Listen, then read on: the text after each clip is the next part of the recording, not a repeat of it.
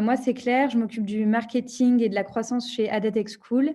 Et Adatech School, c'est une école d'informatique en 2 ans à la pédagogie alternative et c'est une école d'informatique féministe. Donc, féministe parce que voilà, on veut montrer que le code est accessible à toutes et à tous. Donc, on montre par notre communication, par les communautés auxquelles on s'adresse que le code n'est pas réservé aux hommes et à la pédagogie alternative puisqu'on fonctionne en mode projet avec du coup une pédagogie où on apprend en faisant et ça tombe bien parce que ce soir vous allez apprendre en faisant grâce à Quentin qui est de la chaîne Développeurs Libres et qui anime l'atelier de code en partenariat avec nous ce soir. Du coup, je te laisse la parole, Quentin, si tu veux te présenter et puis ensuite commencer à animer l'atelier. Top. Bah, merci Claire pour cette introduction. Donc voilà, bah, je pense que tu as un peu tout dit, hein. Moi, c'est Quentin. Je sors d'une école d'ingénieur, là, il y a pas longtemps, il y a quoi? Il y a 6 mois. Et en parallèle de mes études, j'ai lancé, cette chaîne YouTube pour partager notamment, ma passion pour le développement. Alors moi, je me suis spécialisé dans le développement iOS et je vais essayer de vous, convertir un peu ce soir. Bon, je pense que vous êtes déjà, un peu convertis à l'environnement Apple si vous avez rejoint cet atelier. Mais voilà, l'idée de cet atelier, c'est, de vous montrer ce qu'on peut faire avec le SwiftUI. Donc le SwiftUI, je vais vous en reparler, plus en détail juste après.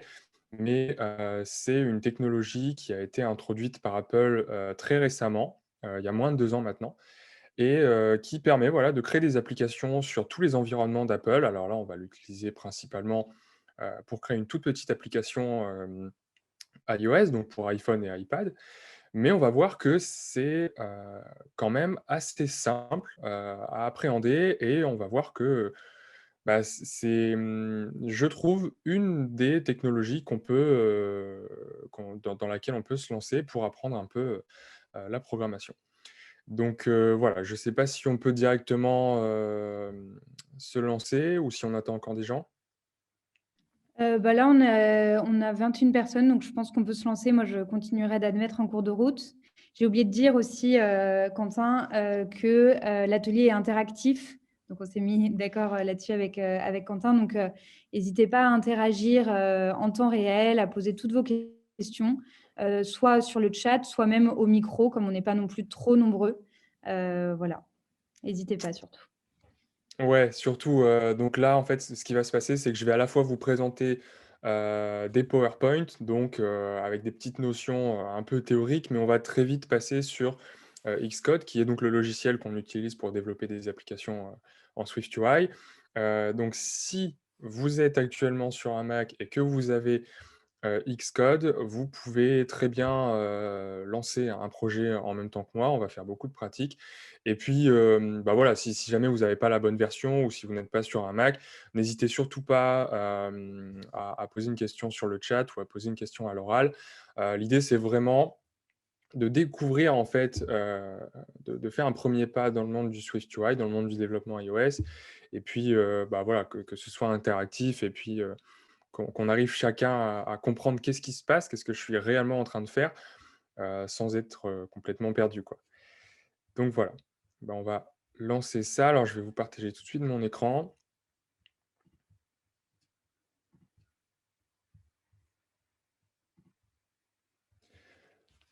Hop, donc là normalement, vous devriez voir mon écran avec Xcode. Donc vous pouvez très bien, lancer en même temps, sur votre ordinateur Xcode. Moi j'ai la version 12.4. Alors ça a une petite importance, il faut être au moins sur la version 12. Donc si jamais vous êtes sur un Mac et que vous avez Xcode 12 ou plus, enfin là on est sur la version 12, n'hésitez surtout pas à lancer le projet en même temps. Sinon il y a pas de souci, de toute façon on va pas non plus rentrer, on va pas créer, Instagram, complètement aujourd'hui. Donc c'est pas grave, ça vous servira quand même si, vous ne refaites pas le projet en même temps. Donc ce qu'on va faire, c'est faire une toute petite application. Je vais vous montrer à quoi ça va ressembler. Donc hop. Voilà, donc les objectifs de cette, séance, c'est d'une part de découvrir, le projet, de quoi est constitué un projet Xcode, d'utiliser ce qu'on appelle le Canva. Alors on y reviendra après, mais le Canva, en fait, c'est un outil très puissant qui nous permet en SwiftUI de voir en fait directement ce sur quoi on travaille, enfin de voir directement les changements de notre code. Et ça, c'est cool parce que, avant que le SwiftUI existe, on était obligé, bah, voilà, d'écrire notre code, ensuite de compiler, c'est-à-dire d'appuyer, enfin de lancer le simulateur.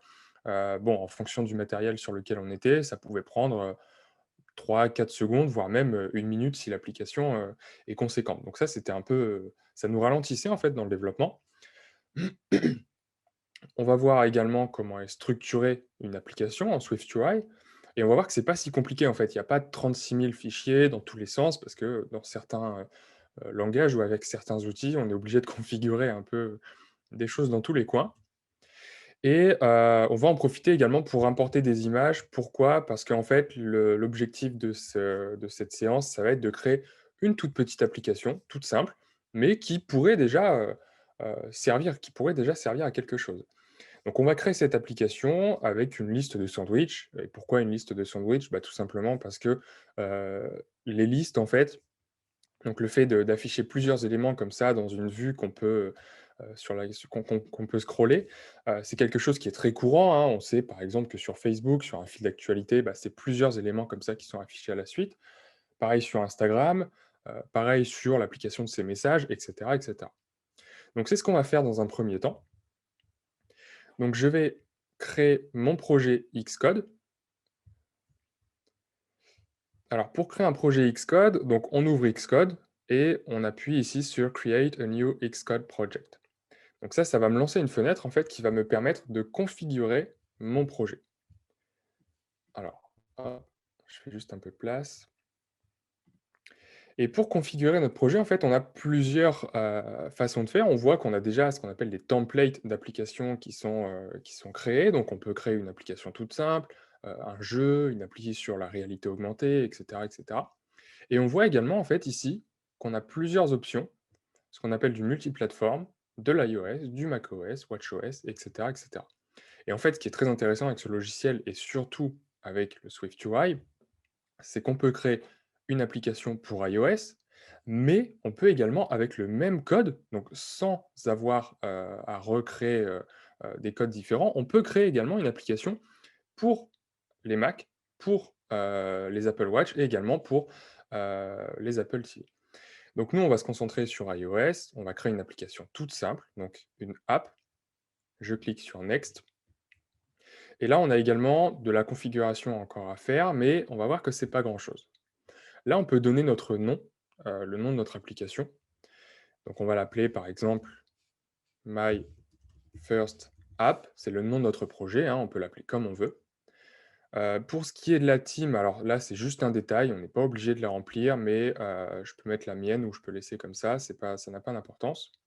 Ce qu'on appelle l'Organization Identifier, c'est tout simplement un identifiant qui va nous permettre plus tard, lorsqu'on va vouloir publier l'application, hem, ça va nous permettre d'identifier l'application. Donc pour l'instant, on ne va pas s'en soucier plus que ça. Mais très important, on doit choisir ici SwiftUI comme paramètre d'interface. On va voir, hein, il y a 2 façons de créer ce qu'on appelle des interfaces graphiques. Il y a le SwiftUI et le storyboard et hop. Donc moi, je vais sélectionner SwiftUI parce qu'on va justement créer une application en SwiftUI. Et pour ce qui est de ce qu'on appelle le life cycle, on va également alors je ne sais pas si OK. On va également utiliser du SwiftUI. Donc voilà, là, très important en fait de bien sélectionner ces paramètres-là et pour ce qui est des cases ici, c'est juste des options en plus, on n'est pas obligé de les cocher. Donc je clique sur Next et là, je vais tout simplement décider où est-ce que je crée mon projet. Je vais cliquer sur Create.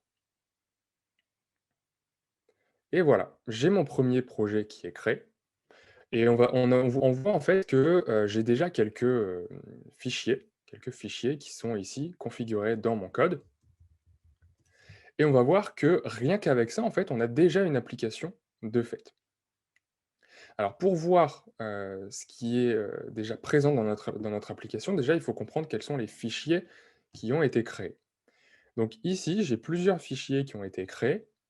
Le premier ici qui s'appelle myfirstapp.swift. Donc en fait, c'est tout simplement le nom de mon projet suivi de app.swift. Et en fait, ça, c'est tout simplement le point d'entrée de mon application. C'est ce fichier-là qui va être lancé dans un premier temps lorsqu'on va simuler mon application. Donc là, on ne va pas trop s'attarder dessus, mais on voit en fait tout simplement qu'à l'intérieur, on a quelque chose qui s'appelle le Content View. Et le Content View, c'est quoi? C'est tout simplement un objet, c'est une structure qui est définie dans mon fichier Content View.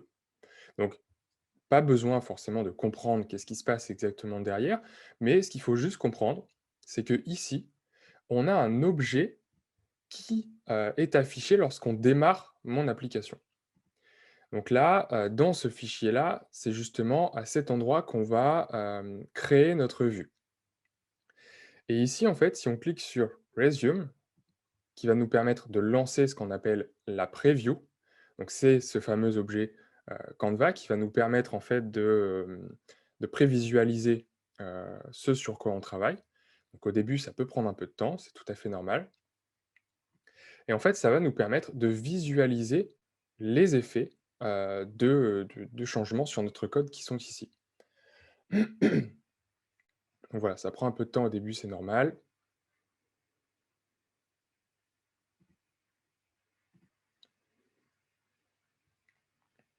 Et en fait, donc, ici, on va voir apparaître notre preview, donc la prévisualisation de notre fichier.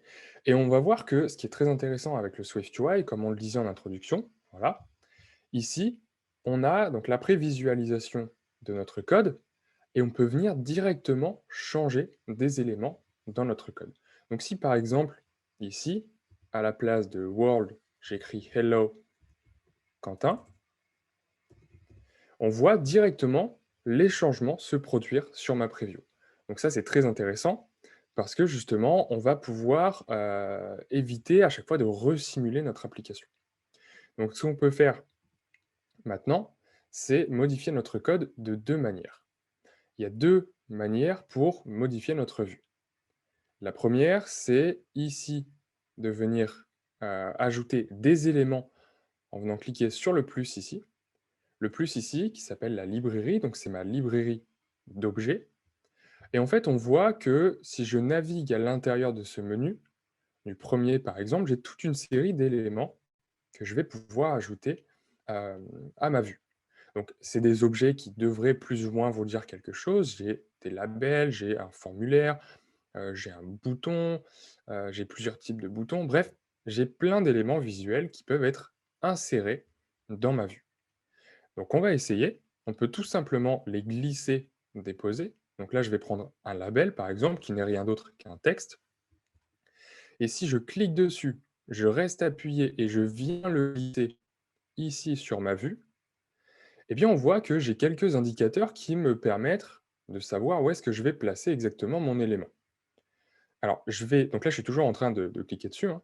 Je vais lâcher le bouton de ma souris et je vais, hop, le mettre juste ici. Donc la preview va se mettre à jour. Voilà. Et on voit en fait que j'ai un élément qui vient d'apparaître sur ma vue et en plus de ça, mon code s'est mis à jour. Alors, il s'est passé plein de choses. On va essayer de comprendre ce qui s'est passé. Ce qui s'est passé donc, c'est que j'ai ajouté un nouvel élément à ma vue, mais en plus de ça, le code s'est mis à jour. Et c'est justement ça l'intérêt, c'est que peu importe qu'on mette à jour mon code ici ou ma vue ici, les deux sont toujours reliés. On a toujours, à la fois dans mon code et dans ma vue, on a toujours la dernière mise à jour en fait de ce qui est, enfin de mon écran. Donc là, qu'est-ce qui s'est passé? Si on revient, enfin, si on se rappelle de ce qu'il y avait juste avant, j'avais juste un texte ici avec quelque chose, bon, qui s'appelle padding. On va essayer de comprendre ce que c'est juste après. Mais en tout cas, on voit que j'ai ce qu'on appelle une vstack qui a été ajoutée et un deuxième, quelque chose qui s'appelle label, qui a été ajouté également. Donc a priori, bon, là, on voit que ce label prend deux paramètres, quelque chose qui s'appelle label, puis quelque chose qui s'appelle 42.circle. Bon, a priori, le 42.circle, ça correspond à ça, qui est un icône encerclé avec un 42 à l'intérieur. C'est pas important, mais ce qu'il faut comprendre, c'est que ici, j'ai ajouté un élément et ça s'est mis à jour automatiquement dans mon code. Donc ça, en fait, c'est une première façon de faire. On peut très bien construire des vues comme ça en venant glisser des images, des textes, des boutons. etc., etc. Là, je vais revenir en arrière. Je vais juste garder mon texte et mon padding, ou même on va carrément tout supprimer. Je vais tout supprimer ici. On va voir que ma preview se met à jour. Alors là, effectivement, j'ai plein d'erreurs parce que j'ai plus rien à l'intérieur de ce qu'on appelle mon body. Et il faut absolument avoir quelque chose de visuel à l'intérieur de mon body. Pourquoi? Parce que la variable body, c'est une variable de type view, donc c'est un objet de type view, comme on peut le voir ici. Et un objet de type view, eh bien, ça doit contenir au moins un élément visuel. Donc on va rajouter mon texte. Donc je crée un texte. Un texte, ça prend en paramètre une chaîne de caractères. On va écrire hello par exemple, et on voit que euh, mon écran s'est mis à jour. Donc voilà. Là, ce qu'il faut comprendre en fait, c'est qu'on est en train de définir une vue. Ce qu'on appelle une vue, c'est quelque chose de visuel, c'est-à-dire une partie de mon application. Maintenant, ce qu'on peut faire, c'est essayer, donc, on se rappelle, hein, le but, c'est d'afficher une liste de mes sandwichs. Donc, ce qu'on peut faire, c'est déjà essayer d'afficher plusieurs textes à la suite pour voir comment on peut les empiler, et après, on verra si on peut remplacer tous ces textes empilés par des images. Donc, ce qu'on va faire ici, c'est, on pourrait se dire, bon, je vais ajouter un deuxième texte. Texte, sandwich, 1. Oh, ok. Là, il y a un truc bizarre qui s'est passé. J'ai deux iPhones, deux previews qui sont apparus. Pourquoi? Moi, a priori, je voulais juste mettre un deuxième texte en dessous de celui-ci. Eh bien, ce qu'il faut comprendre, c'est que dans la propriété body, je ne peux avoir qu'un seul élément visuel. Je ne peux avoir qu'un seul élément visuel, je ne peux avoir qu'un seul objet à l'intérieur de la variable body. Bon, c'est bien beau tout ça, mais je suppose qu'on ne va pas créer une application avec un texte par écran. Ce ne serait pas très pratique. Et en fait, ce qu'on peut faire, c'est utiliser ce qu'on appelle des vues conteneurs. Donc en fait, c'est tout simplement des vues qui peuvent contenir, elles, plusieurs objets, mais qui sont transparentes. On a par exemple la vue VStack. VStack, tout simplement pour vertical stack. Donc stack, en français, ça veut dire une pile, des éléments qui sont empilés.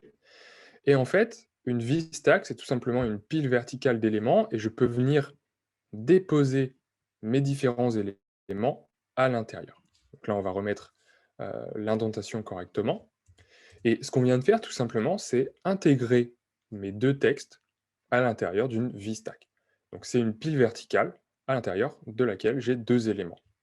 Et là, en fait, on voit bien que j'ai qu'un seul objet à l'intérieur de ma propriété body, et cet objet, c'est une VStack. Et en fait, comme ça, avec des VStack, avec des HStack aussi pour horizontal stack, donc avec des piles verticales et horizontales, eh bien, on peut créer déjà pas mal de choses. On peut créer toute une série d'écrans assez sympas.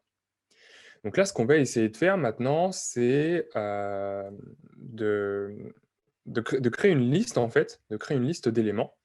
Et on va déjà essayer d'afficher sandwich 1, sandwich 2, etc., etc. Alors, j'ai pas le là, j'ai un problème avec mes différents écrans, j'ai perdu zoom, donc n'hésitez surtout pas, hein, si vous avez des questions, à mettre vos micros et puis, à les poser directement. Donc ici, ce qu'on va faire, c'est créer donc ce qu'on appelle une liste. Alors, il y a plusieurs éléments, il y a plusieurs objets qui existent en SwiftUI, hein, je les sors pas de mon chapeau. Ici, j'ai tout simplement, si je clique sur, le plus ici, j'ai tout simplement, les différents éléments qu'on peut retrouver en SwiftUI. Donc, si jamais vous avez besoin d'un élément en SwiftUI et que vous ne savez pas trop comment on l'écrit, par exemple ici, quel est l'objet, bah, n'hésitez pas à parcourir en fait cette liste, et puis vous allez voir que peut-être qu'à l'intérieur, il y a quelque chose, par exemple, qui va s'appeler une liste et que vous allez pouvoir utiliser. Donc moi, je vais tout simplement utiliser une liste juste au-dessus de ma VStack, ou alors on peut même la mettre à l'intérieur. Je vais la mettre après mon hello. Donc je crée une liste, et là, j'ouvre mes parenthèses et on va voir ce que Xcode me propose. Alors j'ai plusieurs choses qui me sont proposées ici. J'ai, par exemple, une liste qui me permet enfin, qui peut être créée avec, des données, donc data. Une liste qui peut être créée également avec un identifiant et cetera et cetera. Alors avant de comprendre, heu, alors je vois que j'ai des questions, je vais juste aller voir. OK. Non, c'était juste pour voir que tout allait bien. Ouais, top, super. Je suis bien OK. contente. Donc, du coup, avant de comprendre en fait, comment utiliser une liste, il faut comprendre comment on peut utiliser les boucles. Parce que là, en fait, on voit que je peux très bien faire un copier-coller, hein. Je peux, copier mon texte, sandwich 1 avec le remplacer par sandwich 2 et cetera et cetera. Bien sûr, on imagine, hein, que, je ne sais pas moi, dans une application, de réseau social, où on a une infinité de posts ou de vidéos ou de photos à afficher, on va pas s'amuser à écrire du code pour chacun de ces posts, chacune de ces photos. Donc il faut trouver un moyen d'écrire le code une seule fois et d'ajouter autant de photos, par exemple, que j'ai de photos dans ma base de données. Donc pour ça, on va faire une petite pause et on va essayer de comprendre comment fonctionne la boucle for each. Alors la boucle for each, c'est un élément qui est très utile en SwiftUI et qui nous permet en fait de, parcourir différents éléments automatiquement. Donc une boucle for each, ça s'écrit de cette manière.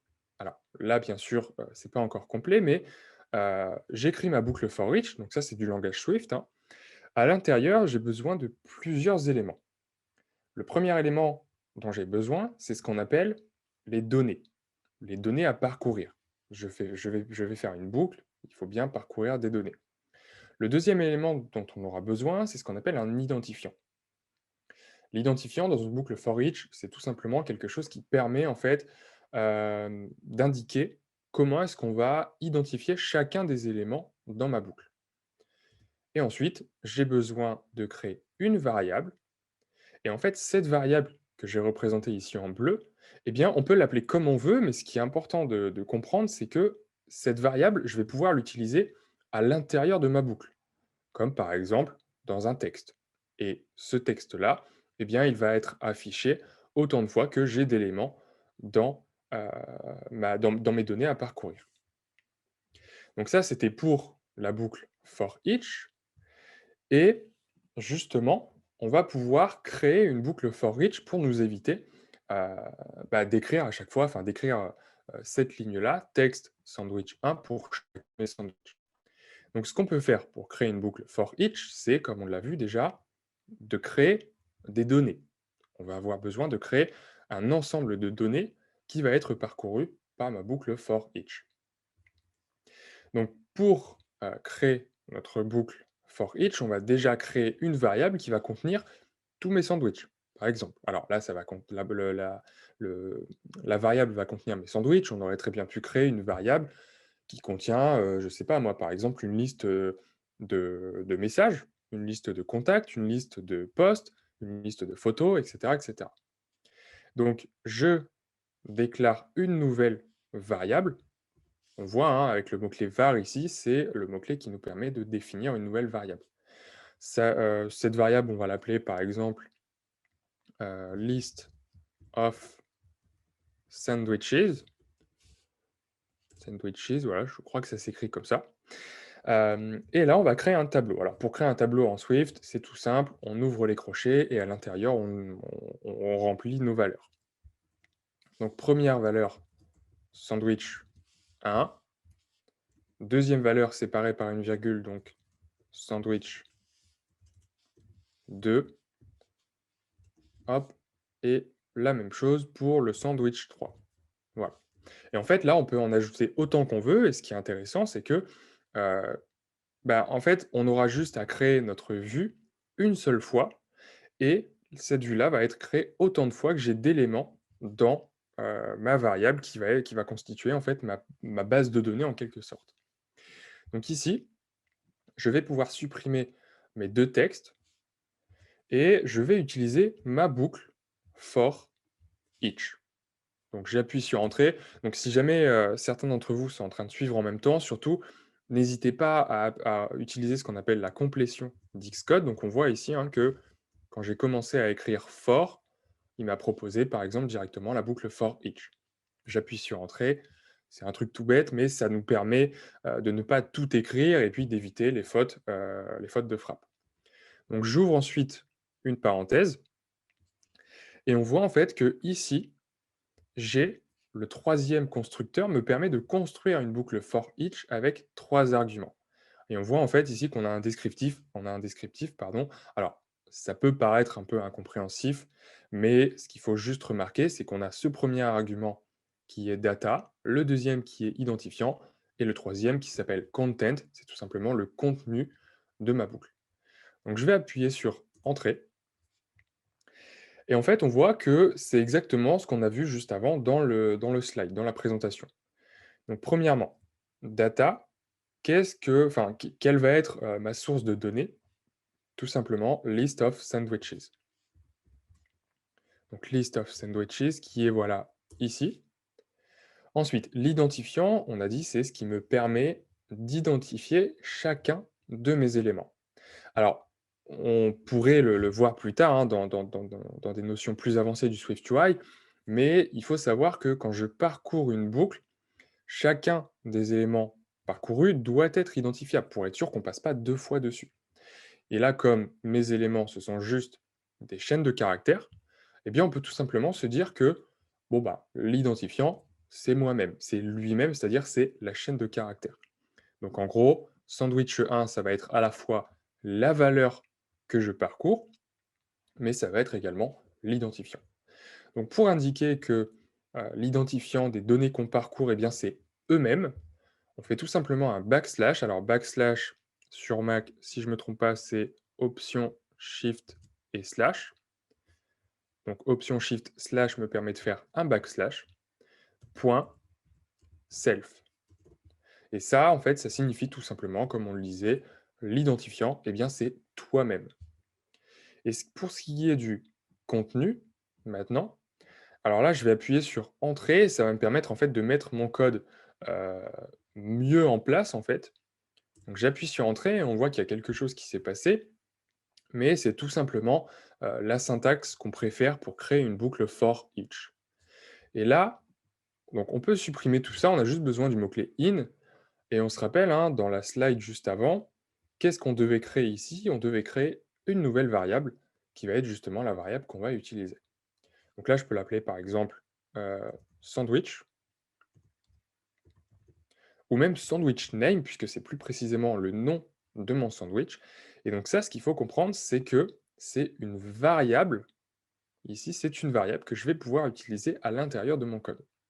Et à l'intérieur de ce bloc-ci, eh bien, je vais devoir créer toute la vue, heu, l'ensemble des éléments visuels que je vais vouloir représenter pour un seul des éléments de ma boucle, puisque je vais passer dans ce bloc-là autant de fois que j'ai d'éléments. Donc qu'est-ce que je veux créer pour chacun de mes éléments? Eh bien, je veux tout simplement créer un texte. On va commencer par ça et après on verra comment ajouter des images, éventuellement des boutons, et cetera, et cetera. Qu'est-ce que j'écris à l'intérieur de mon texte? Là, je ne vais pas écrire du texte en dur, parce que si j'écris du texte en dur, on va le voir, le temps que ma preview se mette à jour. Alors, des fois, la preview ne se met pas à jour, on a juste à cliquer ici sur Resume. Ça se passe souvent, en fait, à chaque fois qu'on crée une nouvelle variable, la preview est déconnectée, c'est normal, elle doit se relancer. Donc là, on voit en fait que si j'écris du texte en dur, eh bien, j'ai bien ces 3 textes-là qui sont affichés à chaque fois. Mais moi, je ne veux pas afficher 3 fois le même texte, je veux afficher le nom de mon sandwich. Et on a vu que cette variable-là, elle peut être utilisée à l'intérieur de mon bloc. Donc on va tout simplement l'utiliser, sandwich name, qui est ici. Et ça va me permettre d'afficher mes 3 sandwichs. OK? Donc là, en fait, ce que j'ai fait, pour résumer, c'est que j'ai créé une boucle. Et cette boucle-là utilise une base de données en quelque sorte, et cette base de données, en fait, eh bien, elle va fournir à chacun des passages dans ma boucle, elle va fournir une donnée qui va être utilisée pour créer une vue. Donc là, j'ai juste créé un texte, mais on aurait également pu créer des images, un ensemble d'une image et d'un texte, etc., etc. Donc ça, c'est pour la boucle for each. Et ce qu'on peut faire maintenant, c'est transformer. Alors, je vais garder mon hello pour l'instant, mais on va le supprimer après. On va le remplacer par exemple par un titre. On peut remplacer ma vstack, donc ma stack verticale, par ce qu'on appelle une liste. Donc liste qui est ici. Et là, on voit que ma vue n'est plus du tout la même. Et ce qui est intéressant en fait avec le Swift UI, c'est que on a certains comportements qui sont automatiques. Et là, on a un comportement de scroll qui est automatique et c'est vachement intéressant parce que on a directement cette possibilité en fait de scroller qui apparaît. Donc pour essayer de scroller, alors ici on ne peut pas interagir avec notre preview. Donc on voit si je clique, hein, je ne peux pas scroller. Par contre, on peut lancer quelque chose qui s'appelle le mode Live Preview en cliquant juste ici.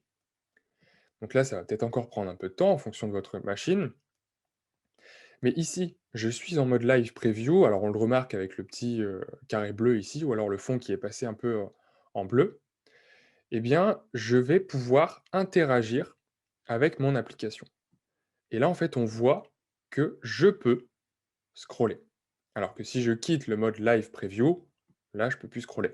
Mais tout ça pour vous montrer en fait que grâce à la liste, on a un comportement par défaut qui est apparu, qui est le scroll. Et en plus de ça, il nous a affiché nos éléments correctement avec un séparateur. Ici, on a une petite barre grise, etc., etc. Bref, ce qu'il faut comprendre en fait, c'est que le Swift UI nous permet d'avoir très facilement plein de comportements par défaut.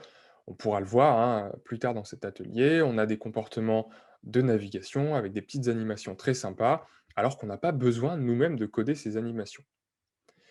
Donc ça, c'était pour la liste.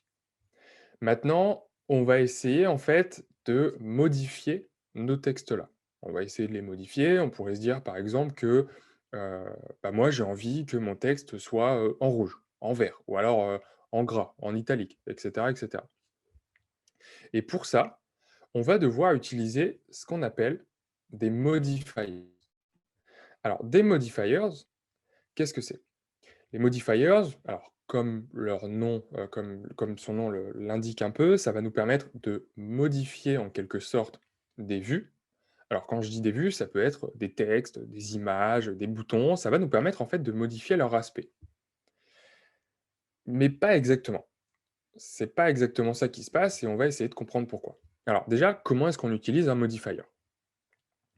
Imaginons qu'on ait une image. Là, j'ai représenté une image en pseudocode, et puis après, on verra comment créer une image dans notre projet.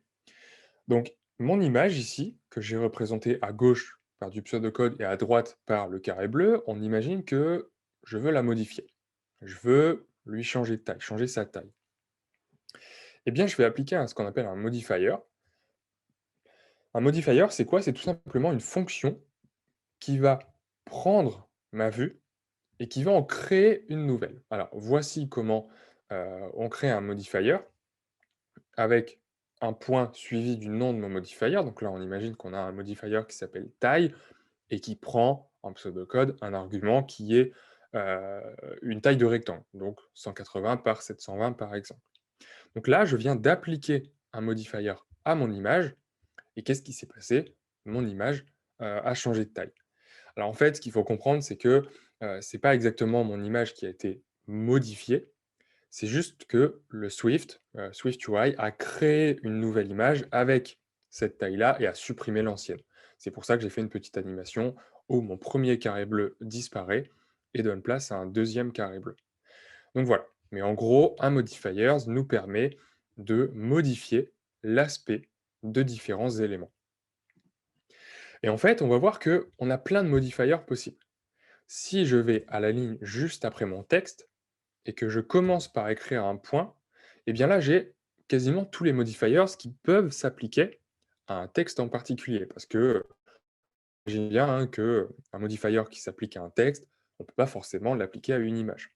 Comme par exemple, je peux appliquer le modifier qui s'appelle italique. Bon, ça n'aurait pas trop de sens de mettre une image en italique, entre guillemets. Donc si j'appuie sur Entrée, j'ai mon modifier qui s'est appliqué à mon texte et ça m'a mis mes textes en italique. Je peux utiliser par exemple le modifier qui s'appelle font ou alors font weight pour modifier le poids de ma police ou alors ma police complètement.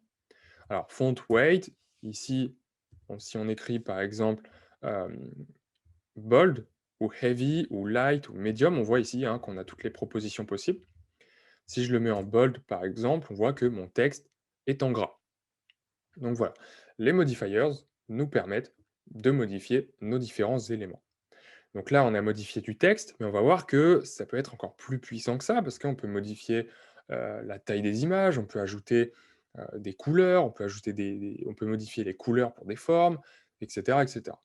Et en fait, grâce à ces modifiers-là, plus nos différentes vues containers, comme une liste, une v-stack, donc une stack verticale, comme on a vu tout à l'heure, etc., eh bien, on peut créer beaucoup de choses, et même quasiment tout, puisque avec les modifiers, eh bien, on peut les combiner pour essayer de faire quelque chose qui ressemble, par exemple, à la maquette que le designer nous a fournie.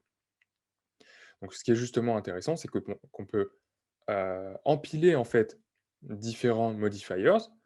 Là, par exemple, si à la suite de font weight, j'écris, par exemple, foreground color, donc ça, c'est la couleur d'avant-plan, mais c'est un mot un peu compliqué pour dire tout simplement la couleur de mon texte.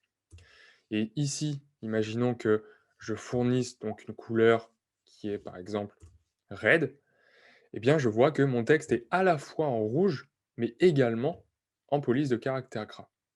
Donc on peut empiler comme ça autant de modifiers qu'on veut pour avoir l'écran que l'on souhaite. Donc je vais supprimer ça. Et maintenant, on va essayer d'ajouter tout simplement nos images. Alors pour importer des images, ce que j'ai fait, alors je crois que je peux vous envoyer, un fichier. Je vais essayer de vous envoyer un fichier. En fait, j'ai téléchargé quelques images, mais vous pouvez très bien utiliser, les images quelques images que vous avez sur votre ordinateur. Voilà, donc là, je viens de vous envoyer dans le chat, ça devrait arriver d'ici quelques secondes, un zip qui contient tout simplement 3 images. Donc ça ne devrait pas être lourd, vous pouvez normalement assez facilement le télécharger. Moi, je l'ai ici. Alors, donc c'est ce zip-là, mais dedans, il y a tout simplement 3 images. Alors effectivement, je vois que j'ai une question dans le chat. Les modifiers, effectivement, ça peut se voir comme du CSS. Alors, oui et non. Pourquoi oui et non? Alors pourquoi oui? Parce que, bon, bah, comme on vient de le voir, on peut changer l'aspect de ma vue grâce aux modifiers. Mais en fait, ça va plus loin que ça. Parce qu'avec les modifiers, on peut, faire plus que modifier juste l'aspect. Alors je ne vais pas rentrer dans les détails, mais effectivement, dans sa forme la plus basique, un modifier, c'est un peu comme le fichier CSS qu'on vient ajouter à un fichier HTML pour modifier un peu ma vue, pour la rendre un peu plus, jolie, plus agréable. 2e question, est-ce que c'est possible d'appliquer des styles sans passer par les modifiers? Heu, alors, ouais, très bonne question. Est-ce que en fait, effectivement, c'est possible d'appliquer des styles sans, passer par les modifiers pour pas surcharger mon code? Parce que c'est vrai que, ici, j'ai un modifier, 2 modifiers, 3 modifiers. On peut vite, se Je ne suis pas retrouver sûre de comprendre. hop, on peut vite se retrouver avec beaucoup de fichiers, avec beaucoup un fichier long avec beaucoup de modifiers. Hem, il n'y a pas de possibilité d'appliquer, en fait, de déplacer les modifiers dans d'autres fichiers comme on ferait avec du CSS. Par contre, heu, ici, en fait, je crée un élément visuel directement. C'est-à-dire que ici, c'est ma vue et en fait, c'est assez logique de mettre le style de ma vue directement dans le fichier de vue et c'est vrai qu'on peut facilement se retrouver avec des fichiers très longs, mais heu en fait, il y a une bonne pratique qui est d'exporter au maximum ce qu'on appelle des vues dans d'autres fichiers. Typiquement, ici, je suis en train de créer ce qu'on appelle une cellule, hein, on peut appeler ça une cellule, à l'intérieur de laquelle je vais avoir une image et un texte. Eh bien, typiquement, cet ensemble image plus texte peut être déporté dans un fichier qui s'appellerait par exemple sandwich preview ou sandwich cellule. Bref, on l'appelle comme on veut.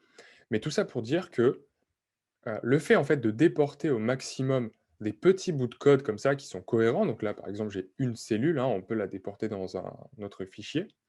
Le fait de déporter des bouts de code comme ça, eh bien ça va nous permettre de garder des fichiers très courts.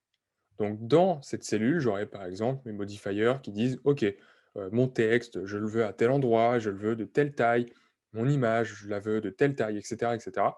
Tout ça sera dans le fichier qui correspond à ma cellule de sandwich et comme ça, en fait, ça permet, de ne pas avoir quelque chose de trop lourd.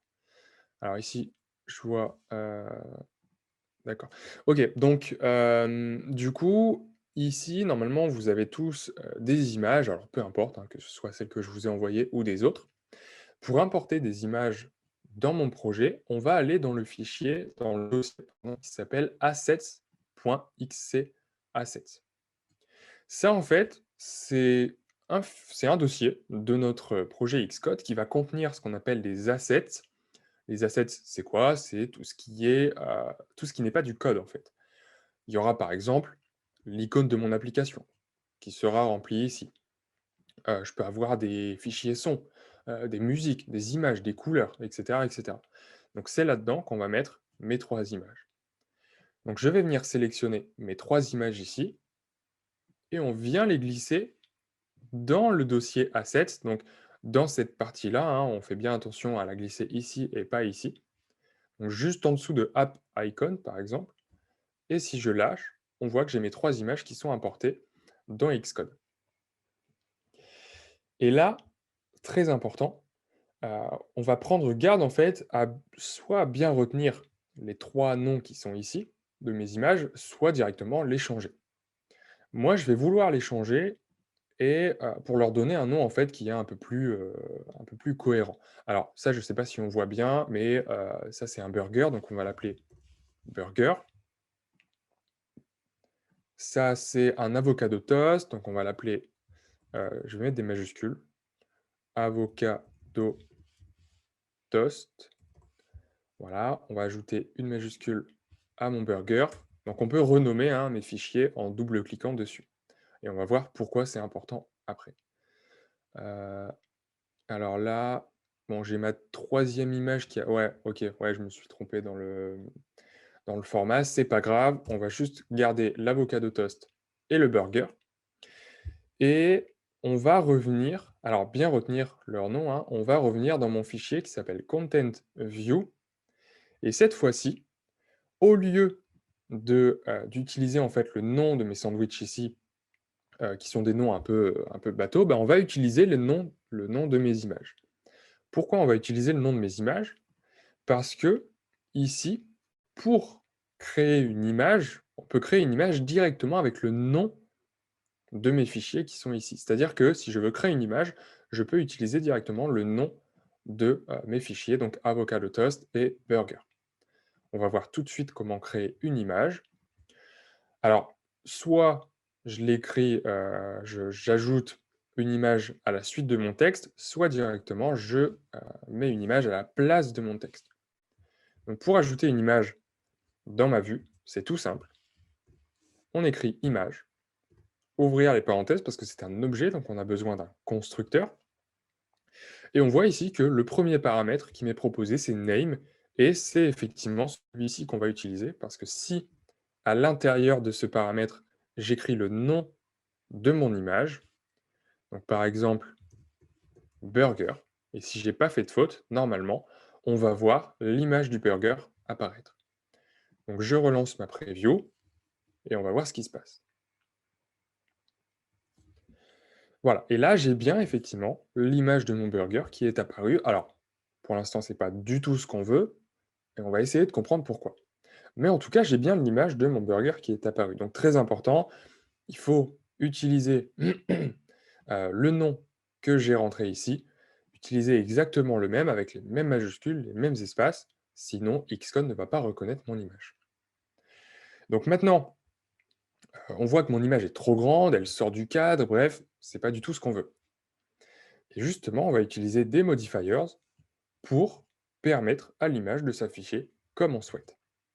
Alors, le premier modifier qu'on va utiliser sur une image et que moi personnellement j'applique tout le temps parce que enfin, c'est très rare en fait les moments où l'image s'affiche correctement.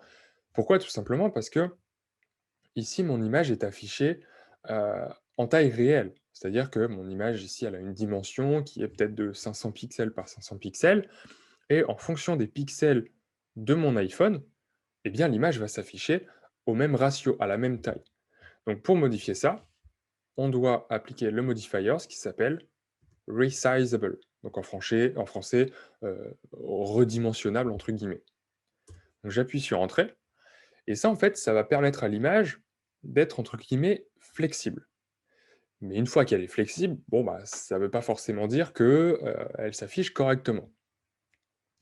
On peut donc appliquer un deuxième modifier qui s'appelle frame. Donc frame en français, c'est le cadre. Donc en gros, c'est la taille de mon image. Et on voit ici que j'ai un constructeur avec 3 paramètres, width, height et alignment. Donc la hauteur, la largeur et l'alignement. Et alors j'ai déjà des valeurs qui sont données par défaut, mais moi je vais les changer. On va choisir une taille de 80 par 80 par exemple. Et on voit que mes images, cette fois-ci, sont bien d'une taille 80 par 80.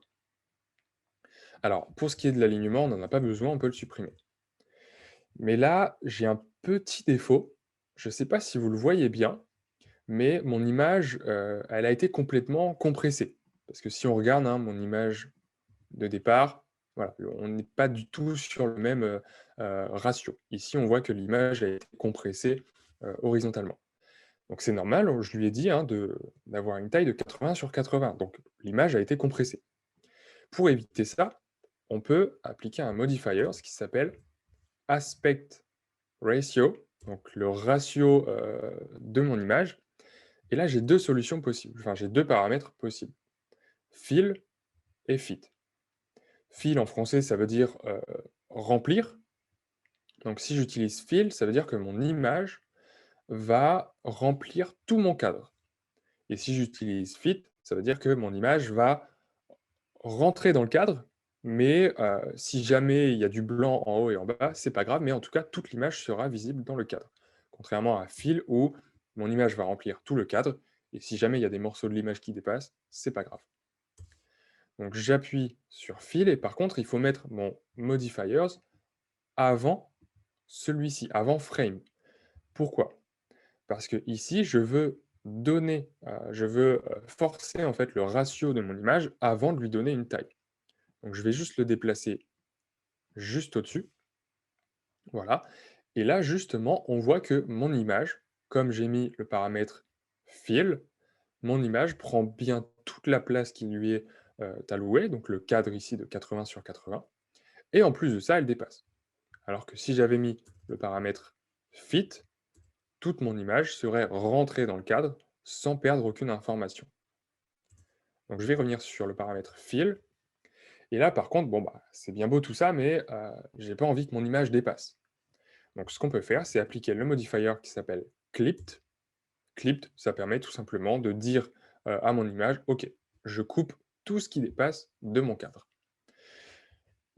Donc là, on commence déjà à voir quelque chose de sympa. Donc j'ai mon texte, d'ailleurs on peut le changer par sandwiches, voilà. Et ici, donc j'ai bien la liste de mes 3 images. Alors, j'ai ma liste de mes 3 images, mais c'est les 3 mêmes images. Moi, j'aimerais bien avoir les images qui correspondent à chacun de mes sandwichs. Donc pour ce faire, on peut utiliser, comme tout à l'heure, une source de données, qui est mon tableau ici, à l'intérieur duquel je vais mettre les différents noms de mes images. Donc avocado toast et burger. Donc je vais remplacer les différents noms dans mon tableau. Avocado toast, donc il faut bien faire attention à mettre exactement le même nom que le nom de mon image, puisque je vais utiliser ce nom-là pour créer mon image.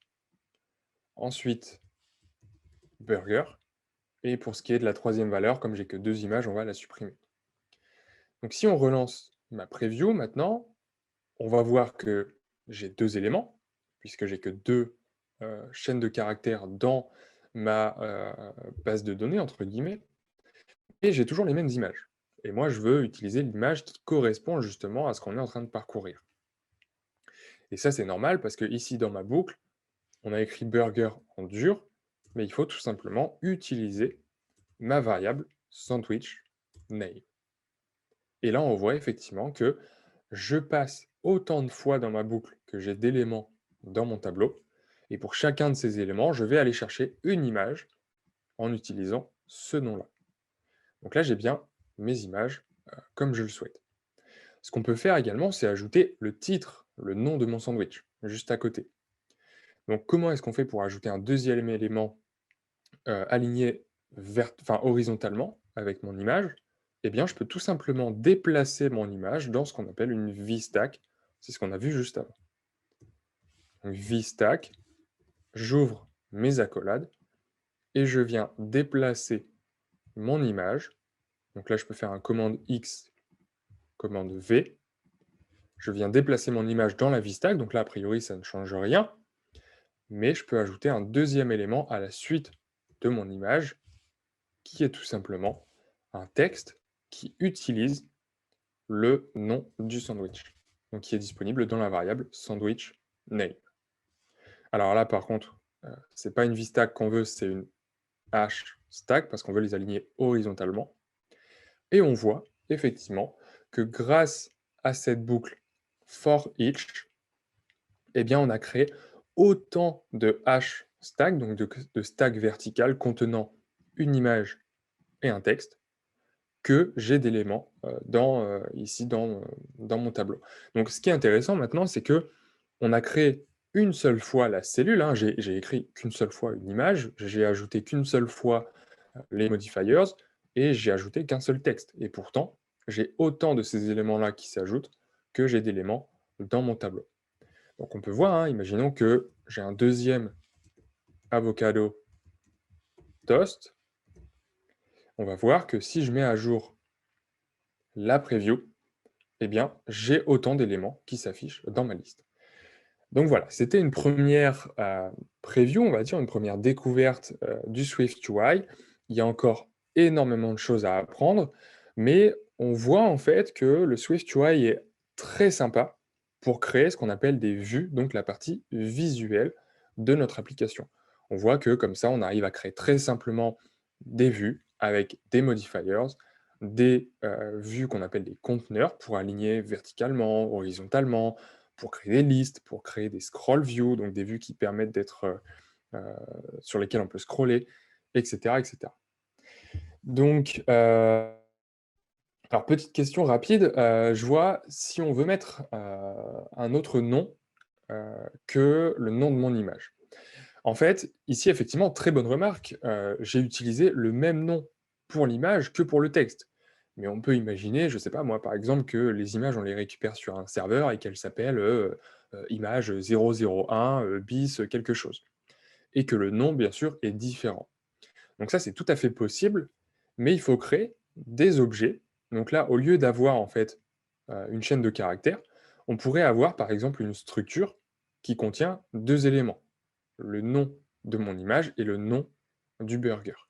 Et en fait, on va parcourir, donc on va créer un tableau par exemple de ce qu'on pourrait appeler des burgers, hein. Je peux appeler ma structure burger. Dans cette structure, j'ai le nom de mon burger et le nom de l'image. Et je vais parcourir ces différents objets de type burger. Ici, j'aurai un objet qui s'appelle burger. Et à l'intérieur de mon image, eh bien, je vais accéder à la propriété qui s'appelle par exemple image de mon burger. Et dans le texte, je vais accéder à la propriété qui s'appelle nom ou name de mon burger. Donc c'est comme ça qu'on peut justement euh, parcourir en fait différents éléments sans forcément utiliser à chaque fois, enfin sans forcément avoir qu'une seule donnée à l'intérieur. Une autre petite question, j'ai vu aussi qu'il y avait ce qu'on appelle une Z-stack. À quoi ça sert? Alors, une Z-stack, en fait, alors c'est vrai que le nom, Z-stack est pas si évident à comprendre. En fait, Z, pourquoi? Donc on a vu qu'une V-stack, donc une V-stack, c'est pour une stack verticale. Le H, c'est pour horizontal et le Z, en fait, c'est tout simplement pour l'axe Z. Donc on sait en général, hein, en physique, par exemple, qu'on a l'axe Y, enfin X, Y et Z. Et en général, l'axe Z, c'est celui qui sort du tableau, qui sort de la feuille. Donc là, l'axe Z, c'est tout simplement l'axe qui sort de mon écran. Donc en gros, ça signifie tout simplement qu'on peut empiler des éléments les uns par-dessus les autres. Là, on voit que pour une H stack, mes éléments sont alignés horizontalement, pour une V stack verticalement, et pour une Z stack, les éléments en fait seront empilés les uns au-dessus des autres. Mais on peut tout simplement essayer hein, rapidement. Il suffit de changer le H par le Z, et on voit en fait que mes éléments, ils sont empilés les uns par-dessus les autres.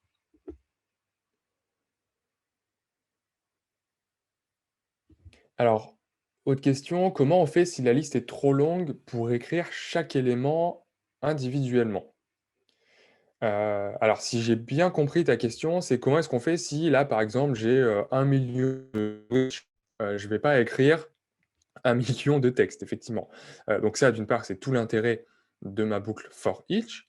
Et en fait, ce qui va se passer quand on a plusieurs éléments, c'est qu'en général, ils vont être récupérés, par exemple, sur un serveur ou stockés sur la mémoire interne du téléphone. On ne va pas rentrer en détail, mais en fait, il y a tout simplement euh, des, euh, du code, des différents objets qui vont nous permettre de faire des requêtes vers un serveur et d'aller accéder à, par exemple, tous les éléments qui sont de type burger sur un serveur. C'est-à-dire que avec certaines lignes de code, on va pouvoir faire une requête et se dire va chercher tous les sandwichs, par exemple, ou alors tous les plats de type sandwich sur le serveur, et ensuite ça va directement générer un tableau avec tous ces éléments. Donc en fait, on n'aura jamais à créer nous-mêmes une liste d'éléments. Enfin, c'est très rare qu'on écrive comme ça, qu'on remplisse différentes valeurs à la main dans un tableau. En général, elles sont directement récupérées sur une base de données qui est soit sur le téléphone, soit sur un serveur. Donc voilà, je ne sais pas s'il y a d'autres, questions. On pourrait encore, introduire énormément de notions, hein, bien sûr, là, c'est que les bases. Est-ce qu'il y a des questions particulières sur ce qu'on a fait ou peut-être des détails que j'ai peut-être, omis ou qui sont un peu, dans l'ombre pour l'instant?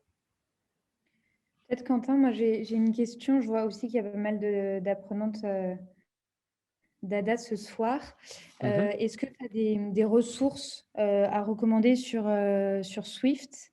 Bah, déjà, il y a ta chaîne, mais est-ce que tu as d'autres choses à recommander aux Ouais, tout à apprenants? fait. Alors ça, effectivement, c'est une très bonne question parce que, bah, moi-même, je me la suis posée au début, je me suis dit: «Ah tiens, je viens d'avoir un iPhone pour Noël, j'ai envie de développer mes premières applications, mais comment est-ce que je fais, quoi?» Et c'est vrai que j'ai longtemps été, perdu et c'est d'ailleurs pour ça que j'ai créé mes propres formations. Donc voilà, mes formations, c'est, une ressource, mais c'est pas du tout la seule et c'est pas, enfin, c'est pas l'unique. Moi, personnellement, hem, alors il y a deux ressources. La première ressource, en fait, que j'utiliserai quand je veux apprendre une nouvelle technologie et là, enfin, c'était le cas, hein, pour le SwiftUI, c'est tout simplement la documentation officielle.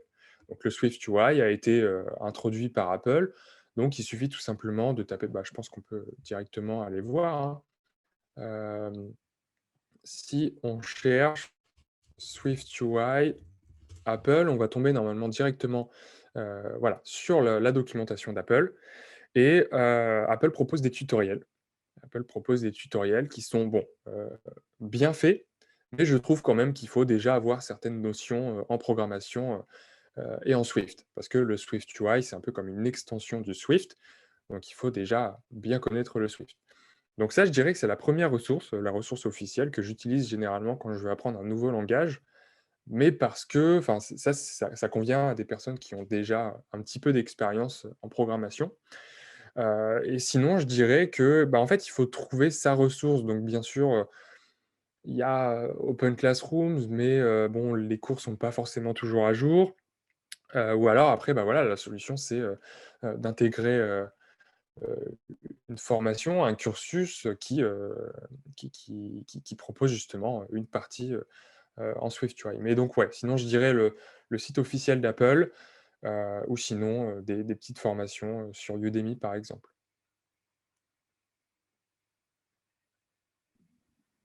Super, merci.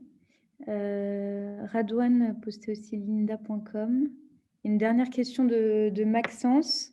Après, bah, si vous avez encore des questions, posez-les maintenant parce qu'ensuite on va mettre fin à la conférence. Je te laisse lire la question de Maxence. Ouais, du coup, il y a pas mal de questions qui arrivent. Oui. Alors, de Maxence, est-ce que c'est difficile de connecter un serveur à notre application? Est-ce qu'il y a un serveur préconisé pour le SwiftUI? Alors, pour répondre à la 2e question, non, il n'y a pas forcément de serveur préconisé pour le SwiftUI, tout simplement parce que, le SwiftUI, c'est vraiment pour gérer ce qu'on appelle donc le front, c'est-à-dire tout ce qui est visible sur mon application. Donc voilà, c'est pour créer, l'interface graphique et ensuite on peut connecter ce qu'on veut. Moi, par exemple, j'aime bien utiliser un service qui s'appelle Firebase, qui est qui est assez simple, à connecter, avec du Swift, mais il y a pas, spécialement de serveur préconisé. On peut très bien, créer son propre serveur si on est, si on est un bricoleur avec une Raspberry, on peut créer un autre serveur, sur son propre site. Enfin, voilà, on peut vraiment tout utiliser, parce que justement le SwiftUI, c'est fait que pour la partie visuelle et il y a aucune contrainte, par rapport, au serveur à utiliser pour l'application. Ensuite, deuxième question, quelle est la dif alors, très bonne question aussi, quelle est la différence entre le Swift et le Swift UI? Le Swift, c'est un langage de programmation. Donc là, en fait, ce que j'utilise, c'est du Swift. Struct, var, tout ça là, pour créer un tableau, c'est du Swift. Le Swift UI, c'est ce qu'on appelle un framework. C'est tout simplement, en fait, un ensemble d'objets qui sont, rendus disponibles en Swift et qui nous permettent de créer, de créer toutes ces images, ces textes et cetera. C'est tout ce qui nous permet, en fait, de créer l'aspect visuel et c'est d'ailleurs pour ça que ça s'appelle du Swift UI. Le U et I, c'est pour, user interface, donc l'interface graphique et d'ailleurs, justement, on le voit ici, hein, j'importe le, framework SwiftUI et si j'enlève ça, tout ce qui a rapport au SwiftUI, eh bien, ça ne va pas être connu. L'objet view, l'objet, preview, l'objet texte, tout ça, ça ne va plus être connu puisque ça appartient au framework SwiftUI. Donc le Swift, c'est un langage, le SwiftUI, c'est ce qu'on appelle un framework et on peut voir ça un peu comme, une «extension» entre guillemets du Swift.